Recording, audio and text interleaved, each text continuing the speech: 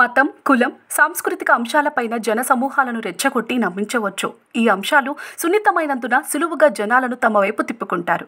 అదే తార్కిక ధోరణి, వాదనల ద్వారా జనాన్ని వీలైనంత త్వరగా నాయకులు తమ వైపు ప్రజలను తిప్పుకోలేరు. అయితే ఇప్పటి వరకు బీజేపీ హిందుత్వ ఎజెండాతోనే ఎదిగింది, అపూర్వ విజయం సాధించింది. ఇటీవల జరిగిన పార్లమెంటు ఎన్నికల్లో ఆ పార్టీకి కొంత మిశ్రమ ఫలితాలు వచ్చినా అధికారాన్ని అయితే నిలబెట్టుకోగలిగింది.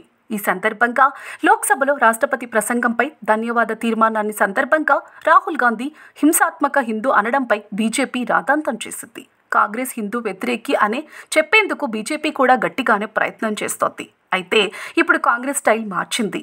ముళ్ళును ముళ్ళుతోనే తీయాలి అనేలా హిందుత్వ సిద్ధాంతాలతో బీజేపీని దెబ్బకొట్టాలని ఆ పార్టీ భావిస్తోంది.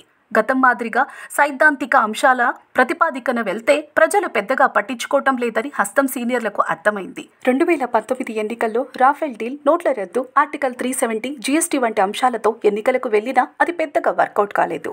దీంతో తమ ఎజెండాను మార్చింది. ప్రస్తుతం జనాలకు చాలా సింపుల్గా వెళ్లే విషయాలు అంటే నిరుద్యోగులు ఉద్యోగం కోసం ఎగబడితే దేశంలో నిరుద్యోగం పెరిగిపోయిందని, దేశం నాశనం అయిపోతుందని ప్రభుత్వ వ్యతిరేకతను పెంచేలా విమర్శిస్తోంది. హిందూ స్వామీజీలను బీజేపీ ఏకం చేస్తోంది. మరోవైపు ఇలాంటి వారి చేత కాషాయ దళాన్ని తిట్టించటం లాంటివి చేస్తోంది. అందులో భాగంగానే జ్యోతిర్మఠం శంకరాచార్య స్వామి అవిముక్తేశ్వరానందతో బీజేపీపై అవినీతి ఆరోపణలు చేయించడంతో పాటు మహారాష్ట్ర సీఎం ఏక్నాథ్ షిండేపై అనుచిత వ్యాఖ్యలు చేశారు.